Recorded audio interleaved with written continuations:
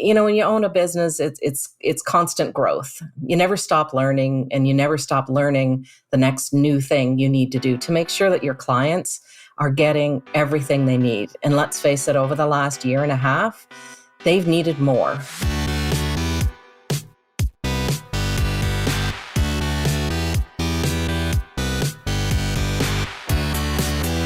You're listening to The Successful Bookkeeper with your host, Michael Palmer. Listen each week as inspiring guests share their secrets of success to help you increase your confidence, work smarter, and build a business you love. This episode of The Successful Bookkeeper is brought to you by PureBookkeeping.com, the proven system to grow your bookkeeping business.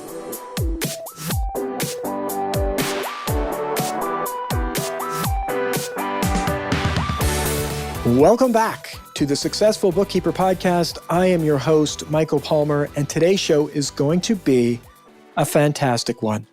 Our returning guest is the co-founder of Financially Bookkeeping Solutions with 30 years experience, and she is also a Pure Bookkeeping licensee and a valued member of the Pure Bookkeeping community. Teresa Slack, welcome back to the show. Hi, Michael. It's great to be here. It's great to have you, and you've been on the show several times, and I know it's one of those episodes that people mention, and they say, Teresa, she always has so many great things to say, and of course, inside our Pure Bookkeeping community, you're always giving with your knowledge and your expertise, and as well the success journey that you've been on in your bookkeeping business. Thank you, Michael. It's nice to hear that. I really, considering the challenges that we went through in our business, I just feel if I can help some other bookkeeper not go through the challenges that we went through, then it's a good day for me. So I do really love to give back and share what I have learned in our journey to hopefully save some heartache and headache to our colleagues. It's refreshing. It's always refreshing. I mean, with what's going on in the world, sometimes watching the news, it's examples like this that always give me a little extra wind in the sail, knowing that someone's just genuinely, authentically giving back to other people with no expectation of something in return.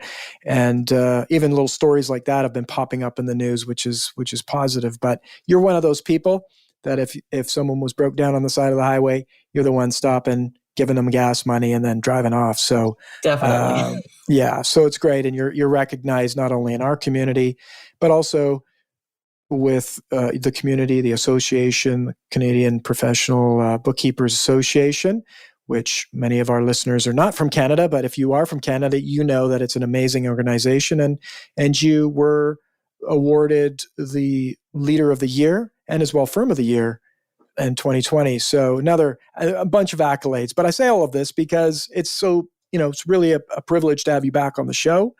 And since the last time, I've loved to give our listeners an update. I mean, your story is remarkable.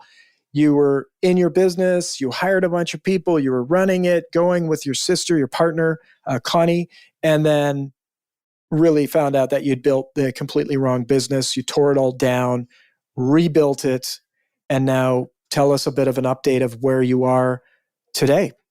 Thanks. Well, I laugh a little bit when you say that, because Connie and I actually call Financially 2.0 because we had Financially 1, and things didn't go so well. So we revamped the whole thing, and we're now Financially 2.0. The backstory. Yeah. So you know what? We've been up to a lot of things, continuing to build and grow our firm, our team. We always continue to work on our processes and our checklists and what we offer. And we're always tweaking the services we're offering. When you own a business, it's constant growth. You never stop learning, and you never stop learning the next new thing you need to do to make sure that your clients are getting everything they need. And let's face it, over the last year and a half, they've needed more. And, we've stepped up to the plate and really tried to help them weather this incredible storm the whole world has been going through. So we've certainly been very busy with that. a few other things we've been working on. Can I share with you what I'm excited about, Michael? Please do. Okay. There's three things that there's a whole bunch, but three that I'm going to share with you today. The first thing that I'm really kind of excited about is what we're talking about today, which is onboarding. And I've had the pleasure of working with you and the team to really kind of revamp what Pure Bookkeeping is offering in the way of a very robust onboarding system. So we're going to talk about that today, and I'm very excited. It's very near and dear to my heart, the importance of onboarding. The other thing I'm really excited about is next week, for those that are in Canada, is the CPB Canada conference. And I'll be speaking at that, which is always a pleasure. It's sad that we have to be virtual again this year, but I know in the future that will change. But I'm super looking forward to all the learning and the opportunity to connect, even if it is virtual. And of course, I get to speak, which is always an honor. And can I share the third thing that I'm really excited about? Please do. Okay. I'm launching a brand new training academy. So anybody that knows me knows that Financially offers a lot of consulting and training, and we're trying to help the bookkeeping world get better and better at e-commerce bookkeeping. It is a challenge. It is a different animal. And with the incredible growth in the last year and a half due to the pandemic, more and more accounting professionals are having to help clients who have taken their business online. And we've been helping them, but we've been doing it one-on-one, and we're running out of hours in the day to help as many people as we want. So we're actually launching an academy where accounting professionals can come every month, and every month we're going to cover and delve deep into another aspect of the complexities around e-commerce. So I'm super excited to do that because I know that we can help our colleagues handle those clients, save them time, hours and hours of reconciliation headaches, and hopefully let them take on more and have the confidence to handle more e-commerce clients. I'm super excited about that too. I have some exciting news for you. The Successful Bookkeeper podcast now has a free global virtual event called the Successful Bookkeeper Summit. That's right, it's a 2-day online conference featuring 20 incredible speakers from the bookkeeping, accounting, and business worlds, some of which include best-selling author of Profit First, Mike Michalowicz, and pricing expert Mark Wickersham, to name just a few. At the summit, you'll receive tips on how to price your bookkeeping services, market your business, hire great staff, and so much more. It all begins on December 2nd, 2021. To secure your free spot, visit thesuccessfulbookkeeper.com/summit. Again, that's thesuccessfulbookkeeper.com/summit. Don't miss this chance to rise up and change your bookkeeping business in 2022. Register today, and I'll see you at the summit.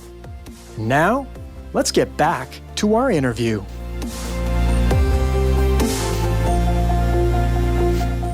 I love it. I love it. And who better to do it than you and your sister, Connie? I mean, I know how much people just absolutely love getting time with you. And I know it's been difficult because you only have so much time in the day. You can only help so many people. And you're also growing and running your own business with 12 staff. I mean, it's huge. Yeah. So I think it's a great way for you to get what you know out to people, and it'll be super valuable. And I'm super excited because we're going to have you at the Successful Bookkeeper Summit in December, talking about e-commerce. So this is just a double whammy treat for us to hear this, and as well to also know that you're going to be talking and sharing about e-commerce and some of the tricks, tips, and also traps, right? Yeah. Yes. I'm making new sayings up as I go here. But no, it's super exciting. And also it's really new for us to even be sharing this. This is likely one of the first episodes that we're even talking about the summit. But yes, December 2nd and 3rd, we're a 2-day summit. The first annual, it's going to be a biannual summit, so spring and fall, but the first one being fall of 2021, the Successful Bookkeeper Summit. And you're listening to one of our key speakers, Teresa Slack, and you're going to be talking about e-commerce. So hopefully you'll be able to share more about what you're doing with your academy at that point as well, Teresa. I will. Michael, I can't wait for this. I'm so excited that we're doing this summit. This is the opportunities for us to learn and grow. We can hear from others, people who have been there. It's a great way to get re-energized as well. When you're running your own business, it can often feel lonely and you feel like the challenges that you have are yours alone. Whenever we get to attend things like this, it helps us see that there's a wide community of amazing people out there who are all willing to give, all willing to help. And that's one of the things I love about our industry. It's not competition in our industry, it's collaboration. And I'm very honored to be part of it. So I'm super excited for it, Michael. I'm very excited as well. And the other exciting thing is it's free. It's free. Like many of the other in the Successful Bookkeeper community, it is free. But as well, there is a VIP ticket.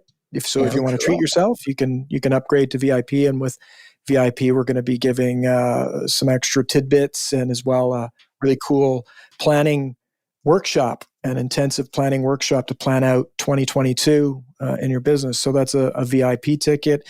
But everybody, if you are interested, you will be getting emails and we'll be talking about it. But if you are interested to register, you can go to the successfulbookkeeper.com/summit and get yourself registered for that event.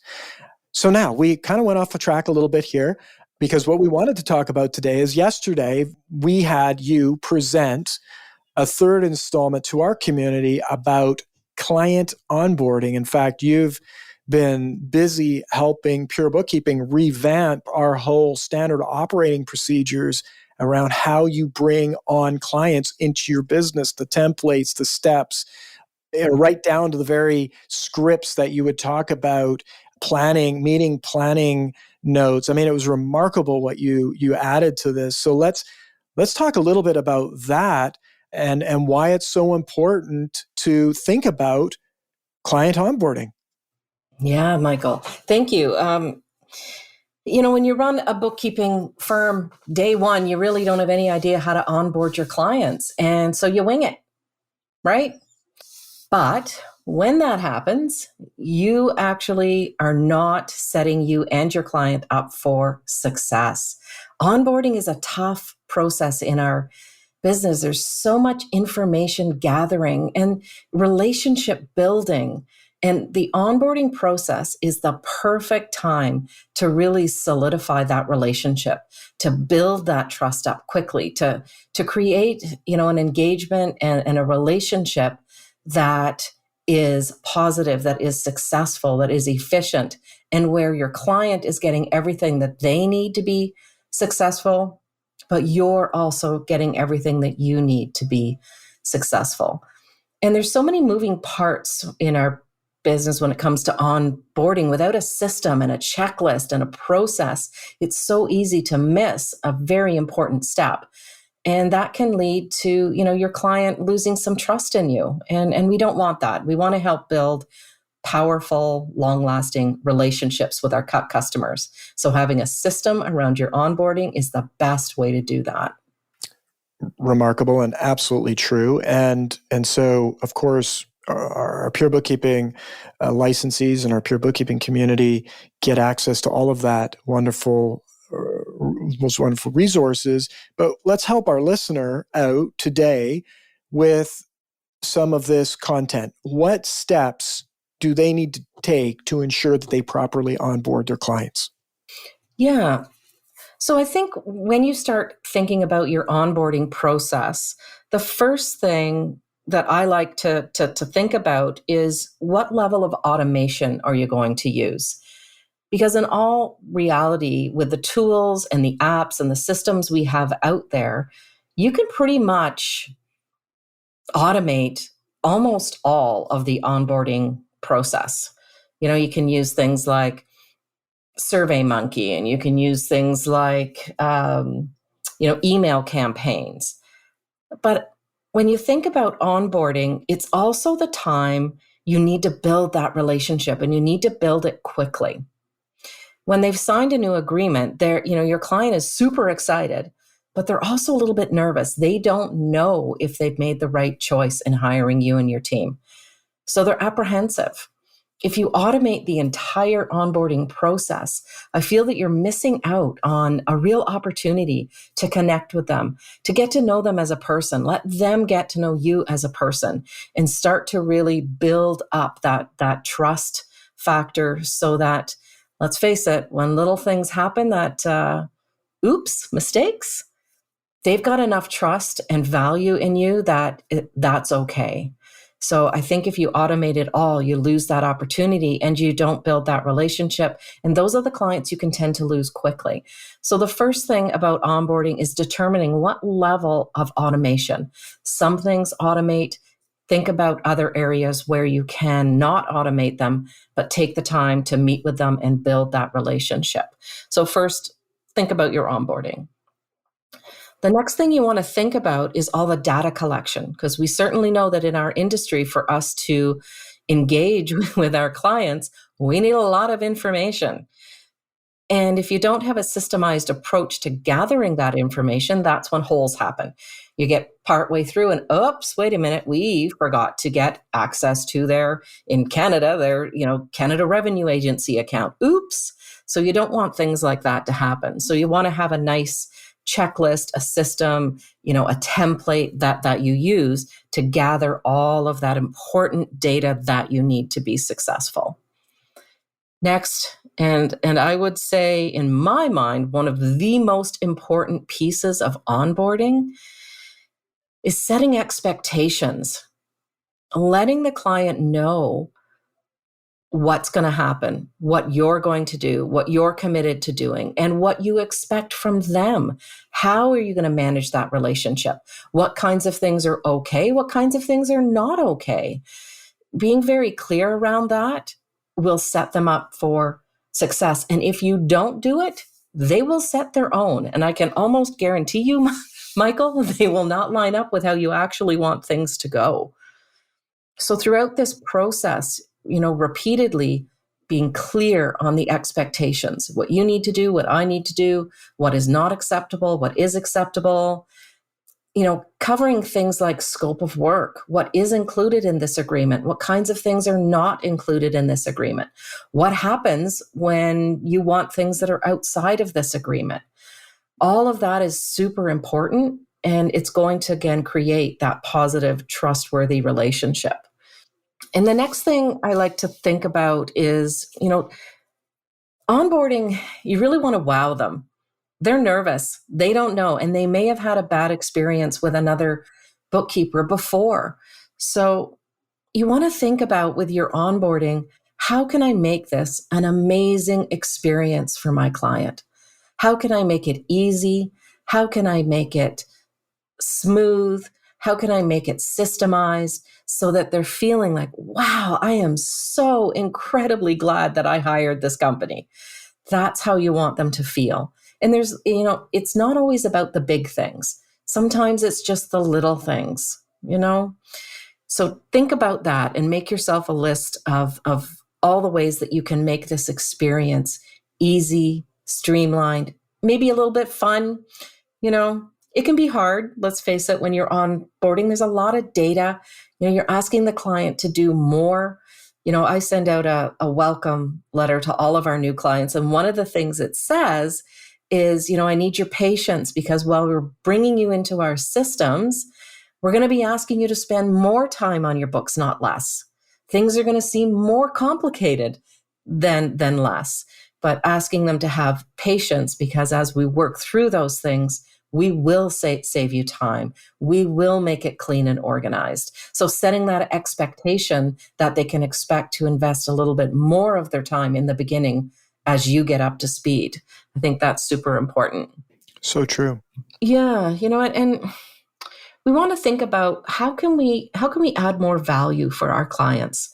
How can we make working with us even more valuable to them? How can we make their lives easier? I think that's a key element in this ever-changing world that we live in, and this instant world that we live in. We want to think about that. How can we be different from, say, the other service providers that are out there? So I recommend that you kind of brainstorm a list of those kind of, how can I make things more valuable and useful for my clients?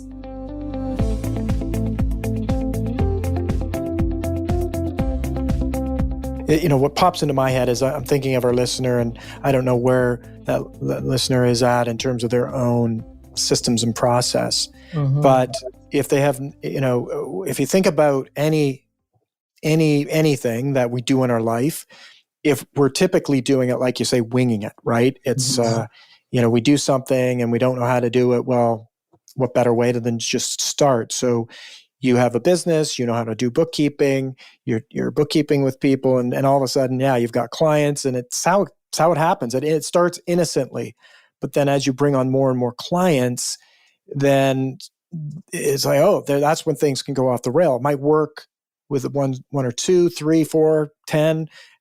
At some point, it starts to break. So how do you actually repair it? I would say, just hearing you talk about this for a listener that hasn't thought this through, it's like, number one, document the way that it is today. And that simply, as you're going along, write the breadcrumbs down. It's like, well, this is what I do with my clients when I bring one on, so that you at least know what the current state is. And then you can look and say, like you're talking about, how can I make that I have now documented better? And I mean, that's essentially how Pure Bookkeeping, all the systems and processes that we've built for bookkeeping business firms started. They started with simple, let's document what it is, let's improve it, let's document it more, let's make it more thorough, let's add more understanding to it. And over time, it becomes this complete end-to-end answer to how it should be done, and how when it does get done, it's done to a level of excellence. Mm-hmm. Absolutely. What I always recommend, Michael, when you're trying to start out and do that, keep a pad of paper and a pen, or your iPad and your Apple Pencil, whatever you've got there when you're doing the work. Because bookkeepers are busy. And if we say, okay, I'm going to sit down and document my process, now you're doing it from memory. The best way to document it is while you're doing it. So have that open, and, okay, I always have to get authorization for the tax authorities. I always have to ask them for whatever. There's a whole list. We have a huge list of things. But the easiest way to document it is when you're going through that process. And then it doesn't feel like you've had to invest all kinds of time, just jotting it down as you go. So true. And that was essentially how Debbie Roberts started years and years ago. Was, I know I have to train other people in this. How am I going to do that? It literally started with a long pad of paper and going, okay, this is what I do, then I do, then I do. And then, of course, it just evolves over time. So now that's an idea for our listener to start, any part of your business, you can apply that to. Onboarding, such a critical piece to actually know what it is today, the current state, and what's good about it and what could be improved around it. When it comes to onboarding, I know this was a question that came up yesterday. I'd love for you to share it. Like, how long should it take to onboard clients? And I'll have to answer it pretty much the same way that I answered it yesterday with, that depends. Because it really does depend on what kind of an engagement you have, what kinds of clients you work with, what are the complexities of the clients you work with, what are the size of the clients you work with. All of those will have different levels of time commitment to onboard them. But what I can share is, we generally work with small to medium-sized e-com businesses. And when it comes to strictly the onboarding process, for us, it usually happens over about 3 weeks with 3 1.5 to 2 hour meetings. So you could say it could take about, 4 to 6 hours, but it really is dependent on how you work with your client. It really is. It really is. You've talked about pre-onboarding prospects. Can you explain that a little bit? Yeah. I believe that onboarding starts before the client signs. So I call this kind of your pre-onboarding tasks. And I feel there's 3 main areas in pre-onboarding that you want to look at. The first is you should be, if you have a system, if you've created a way of onboarding your clients that is systemized and it is clear, that is actually a sales feature.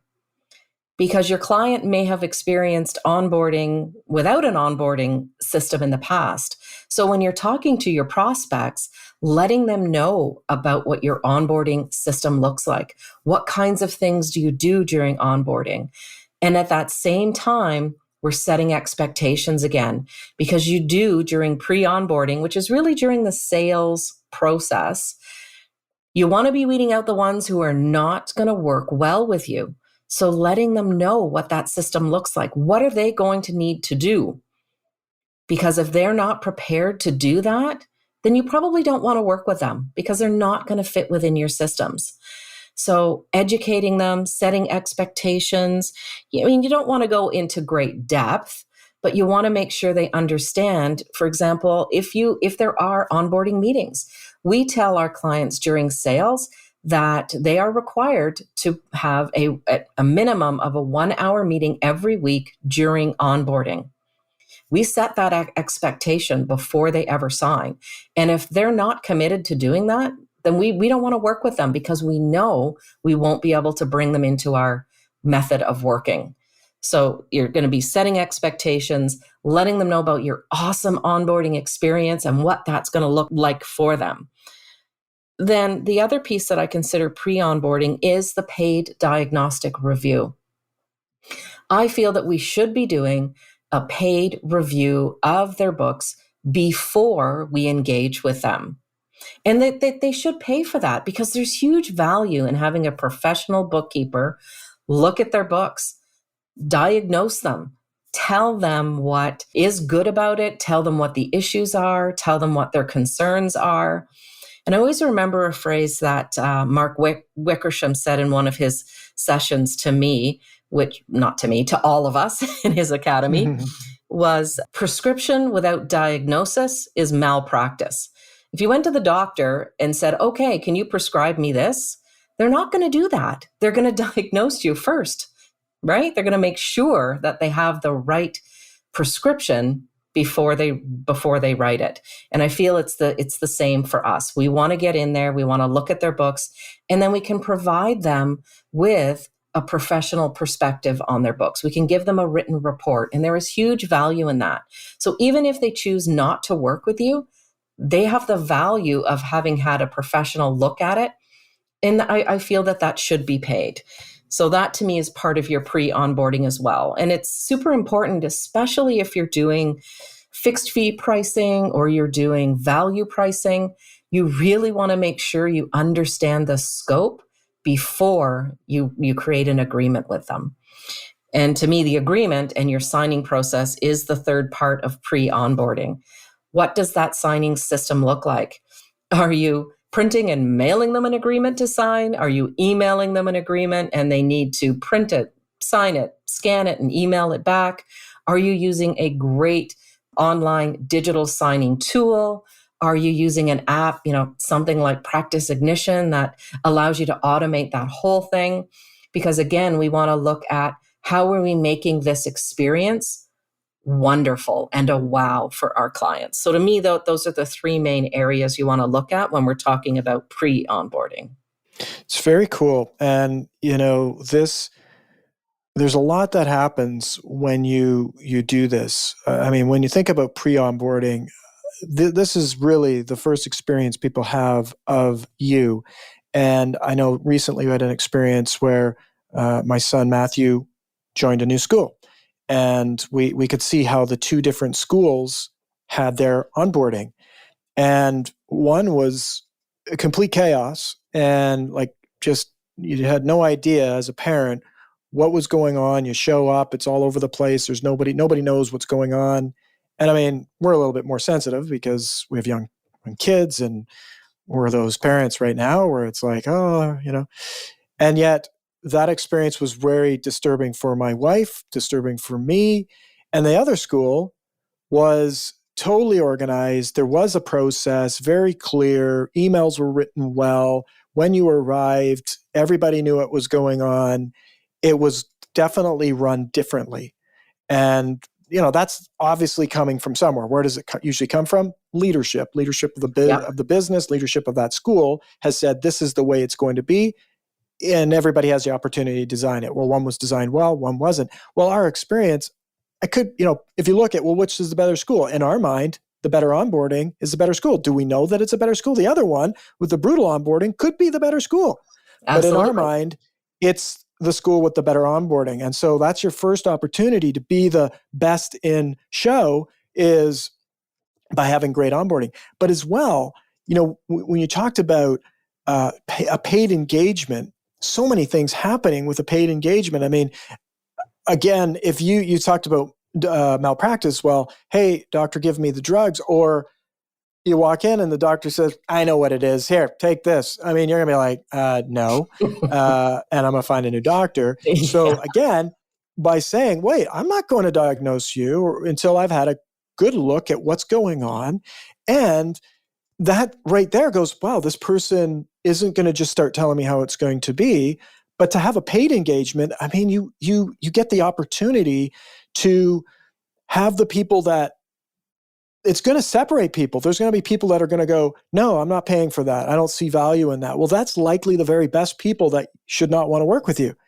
And it's a stepping stone to offering a premium service, because if people do choose that, that they are people who value the right way, doing it right, getting it done right, and therefore they should pay more for it because you're going to offer better service and all of that good thing. Like, I mean, if you think about the school example, we would probably, now we don't pay for school here in Canada, but well, you can if you want. Yeah. You can pay If you really want to. unlimited, go to a private school and everything else. But for the most part, public education. And, the school that had the better onboarding, if we were paying, we'd probably pay more for it because our perception is that it's better. So I love these tips. I think there's so much buried in there that's just beautiful that our listener can start to think about and bring into their business that will end up having better clients, being able to charge more, and having a lot more fun in your business when you do this just out of the gate. Yeah, absolutely. Absolutely. I love everything you just said. It. I want to say, Michael, how did you feel with that better onboarding? Like, what was the emotions for you and your wife? Oh, it's deep, deep emotion. Right? I mean, it's deep, deep emotion because now with the other school, it feels for us, it feels like it's part of our community. It feels like we're welcome there. I mean, this is how we're getting it as parents. So we feel safer knowing that if this is what it looks like on the outside. Now, right now, we can't even go in the school. We can't, you can barely meet your teachers, the teachers of our son. So there's a lot of anxiety around it. And they've made us feel safe.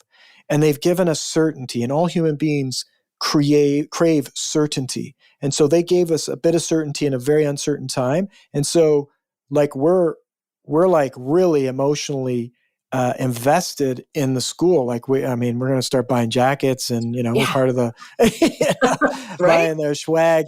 But that's powerful stuff. Yeah. Yeah. You feel good. You feel safe. You trust. And that is key in what we do, that they feel safe and they trust us and they value and they see the value in what we're doing. And when you do that, not everybody's perfect, right? And is there going to be issues, going to be errors, there going to be problems? Of course, everywhere there's issues and errors and problems and bugs and this and that and everything else. Well, when you have that deep, I can imagine if something did happen, there's a lot more equity that has been built up that we will forgive and overlook any kind of issues, errors, or deficiencies because of that deep emotional experience out of the gate. Whereas if you don't have that, errors, issues, bugs, deficiencies, it's like, boom, this is a problem and you don't have that equity. And I think that's another piece that your process helps bring is you're building really big time equity with your customers and they're invested with you emotionally. They feel safe, all of that. They give you a pretty long leash for errors and those sorts of things, or it will improve and increase that, which I think in today's world, you want that because again, if people aren't patient with you or don't give you, the benefit of the doubt, it can be really challenging and waste and take up a lot of energy. Yeah, we call that your goodwill bucket. And that was Yes. actually something I learned from Juliet Aurora from AIS Solutions. She had done a session at QB Connect one year, and it was all about filling up that goodwill bucket quickly. And that's what an excellent onboarding system can do for you, so that goodwill is nice and high, so that when things happen, you're only going down a little bit in the bucket. It's not empty.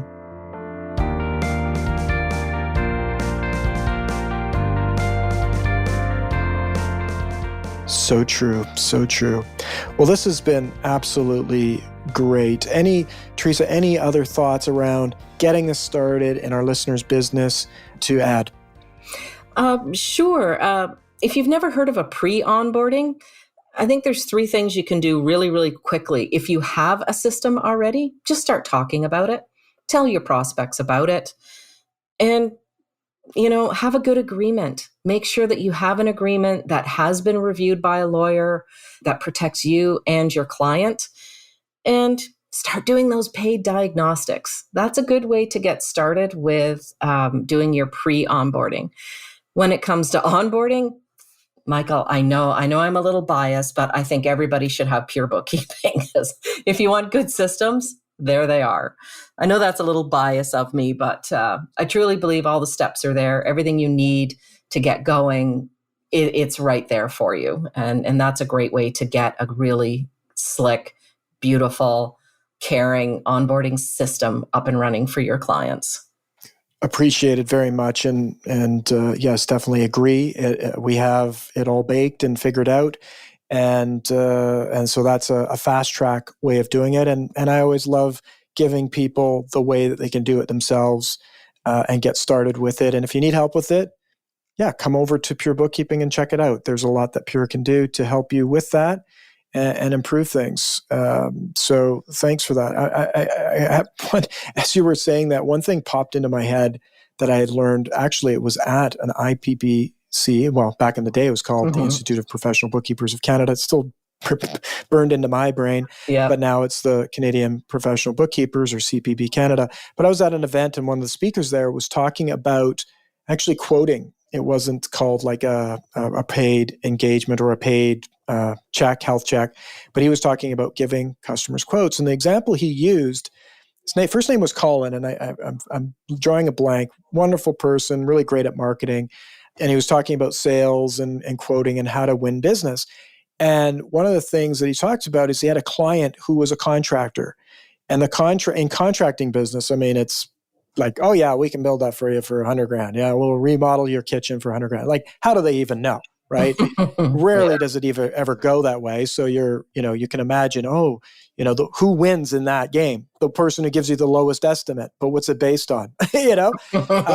Dangerous, very dangerous. Yes. So what he had one of his clients do is do a paid quote, a significantly, a significant amount of money. I think he gave the example of $2,000. We'll charge you $2,000 to come in and actually do the scoping, drawings, everything, and estimate down to the penny what this is going to take to remodel or do whatever the project was going to be, down to the nail or the screw or the 2x4. And the quote will be guaranteed. Yeah. It will be guaranteed that it will be this price. You're gonna pay me $2,000, and then we're going to tell you exactly how much it's going to cost, and it's going to be no more. And if it's less by chance, you will get the benefit of the doubt, but it will be that price. And as well, I will provide you with that quote, and you can take that quote to whoever you want. You don't have to choose me, right? Exactly. You just pay me the $2,000. So it's giving them freedom. Now, his client's conversions went to 98% on the clients. Obviously, they didn't bid on every single person. I mean, some people, you don't even want the business, but every prospective client that they would say, offer this to, 98% close rate on it. Because what does it do?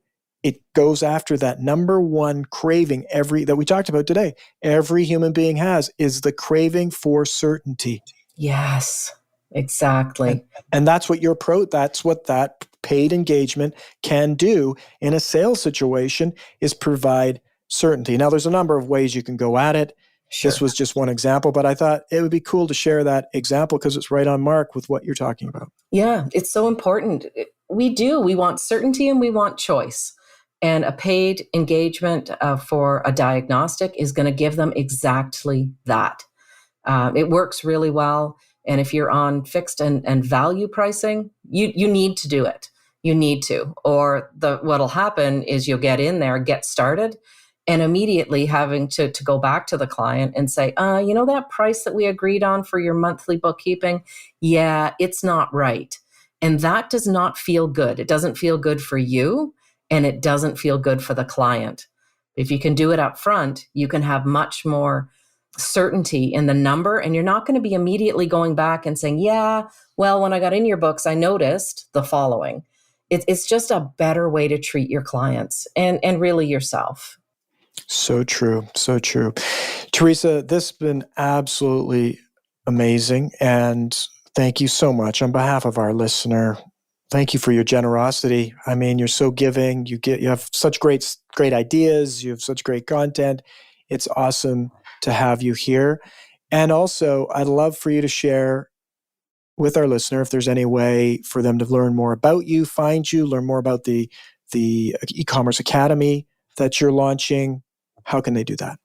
Sure. The best way to learn more about us is from our website, which is simply www.financely.ca.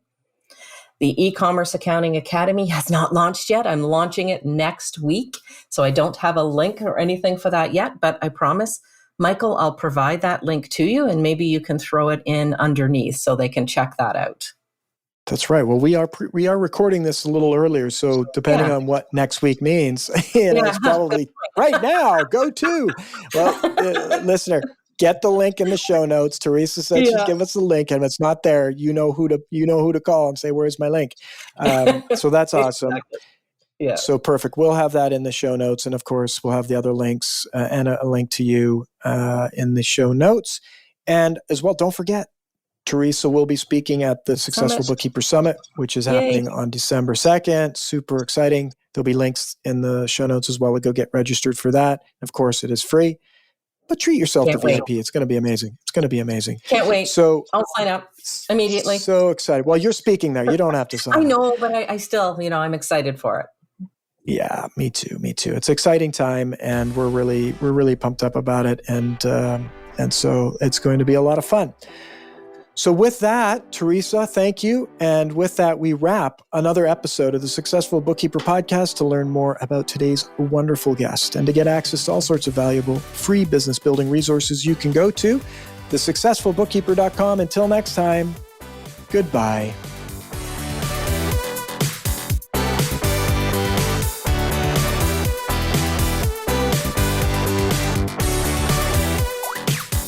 You've been listening to The Successful Bookkeeper with Michael Palmer. For more information and to download the resources mentioned in this episode, please visit us at thesuccessfulbookkeeper.com. Thank you for listening.